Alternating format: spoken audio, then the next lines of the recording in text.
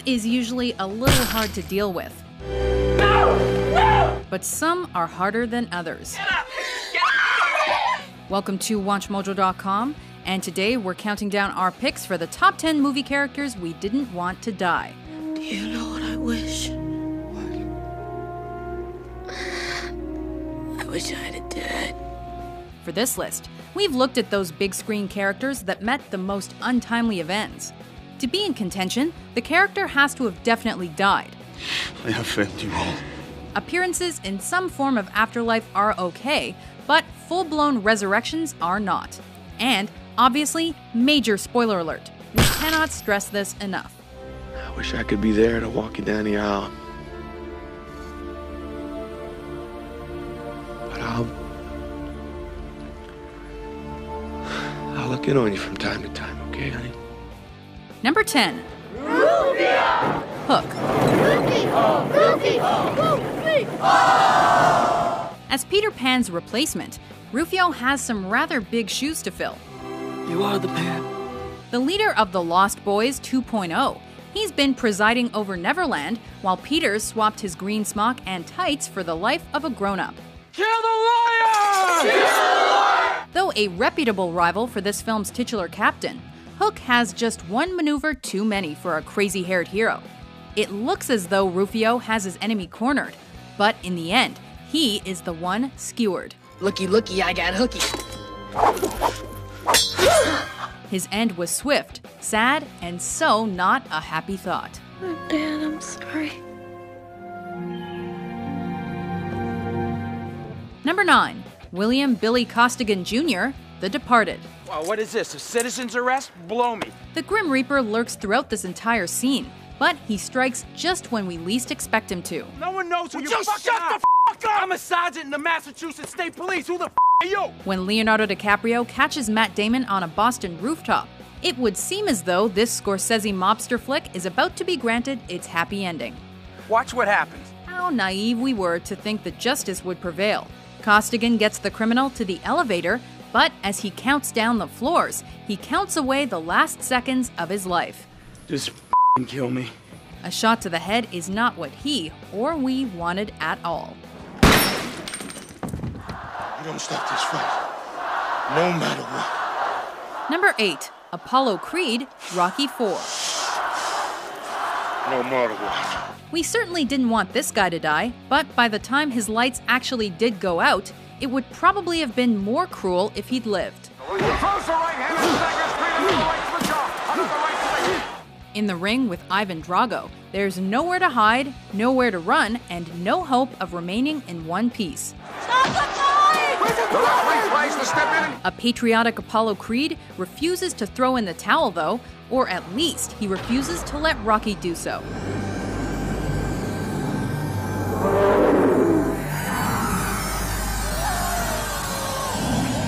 Sly Stallone honors his friend's wish, but he pays a terrible price for it. If he dies, he dies. Number 7. John W. Creasy, Man on Fire. I think God will forgive us for what we've done.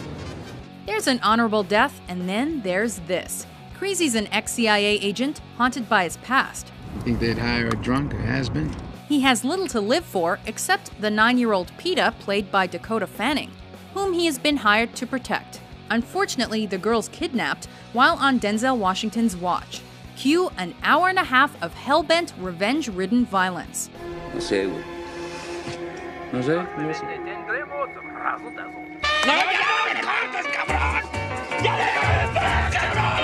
Creasy survives almost all that he's faced with. So much so that when he does die, the reminder that he really wasn't invincible is just too tough to take. Number 6.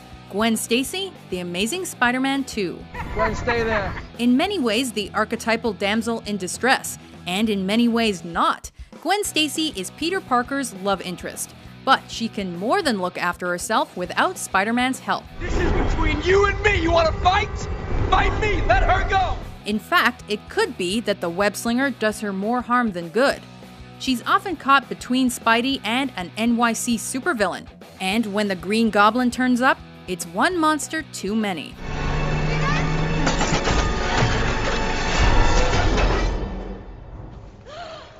She was going to study at Oxford. She had success laid out before her, but it just wasn't meant to be.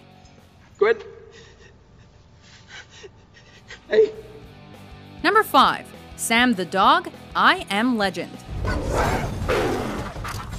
It's bad enough when human beings kick the bucket when we don't want them to, but when a dog dies, that's a whole different thing. It's okay. You're all right. You're all right. Sam is Will Smith's guardian, sidekick, and best friend. Samantha. Samantha, look at me, girl. Hey, you're okay. You're okay. Samantha, just gotta get you home. The pair lives in a grossly inhospitable environment, but there's at least a little light as long as they have each other. When darkness falls, however, so does their safety, and eventually so does Sam. Who's up this morning? We are shedding the tears that Smith holds back, as he does what no man should have to do.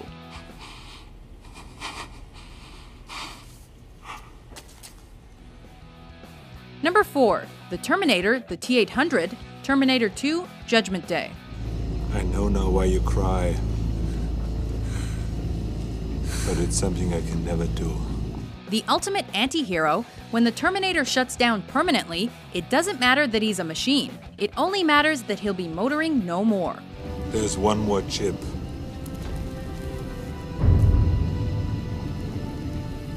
And it must be destroyed also. Arnold Schwarzenegger is the iconic cyborg, but by the end of this movie, even Arnie has to admit that he has no place on this earth. I must go away, John. The Terminator wants to prevent the creation of the apocalyptic Skynet. It has to end here. And the only way to do that is self-sacrifice. A vat of molten steel might get the thumbs up from Schwarzenegger, but it's an emotional thumbs down from us. Number 3. Albus Dumbledore, Harry Potter and the Half-Blood Prince. Trust me. In truth, the Harry Potter films are a goldmine of deaths we didn't want. No! No! First Sirius falls through the veil, and later, Dobby breathes his last on the beach. But it's Dumbledore's passing that gets us most. Avada Kedavra. As the Hogwarts headmaster falls from the school's tallest tower, he seems to take Harry's very last hopes with him. The only wizard he who must not be named was ever scared of. He was dead before he even hit the ground.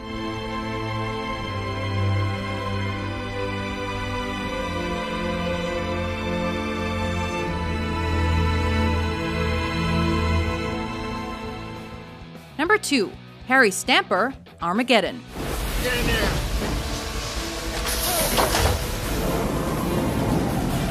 When Bruce Willis dies, he really dies. It's my turn now. As Harry Stamper, Willis is the traditionally overprotective father. He's gonna shoot you. No, he's not. However, while most guys have to face their girlfriend's dad over dinner, over a drink, or on the golf course, Ben Affleck's AJ tackles his aboard a spaceship. I know, Harry. I'll try not to disappoint you. Stamper has a heart of gold, though, and as this movie draws to a close, it shines out beyond the stars. Grace, I know I promised you I was coming home. I don't understand. Looks like I'm gonna have to break that promise. When Willis forces Affleck back inside, our hair stands on end and our stomachs do backflips. What a man. We win, Gracie! Press it.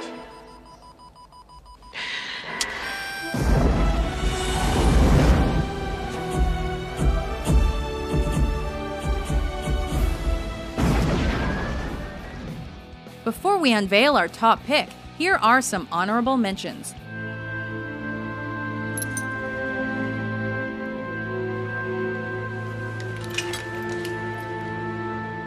Shit.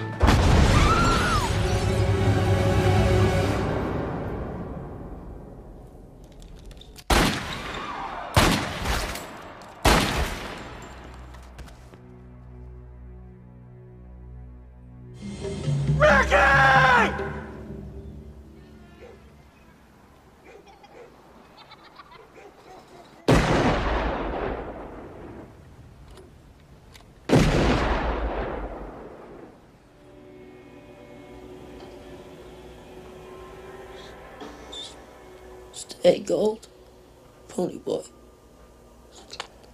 Stay gold.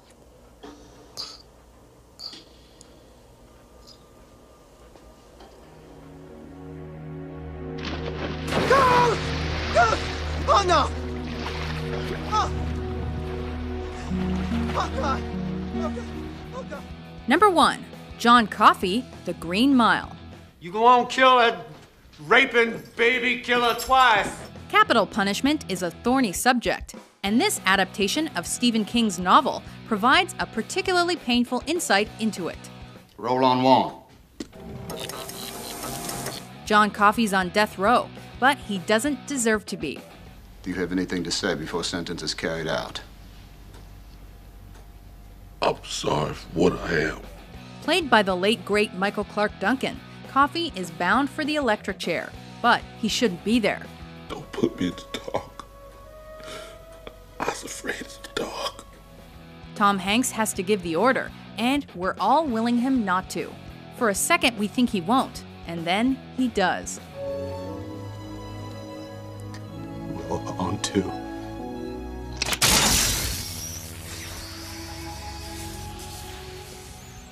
Do you agree with our list? Which movie death did we forget? You gotta let him go. For more untimely top 10s published every day, be sure to subscribe to WatchMojo.com.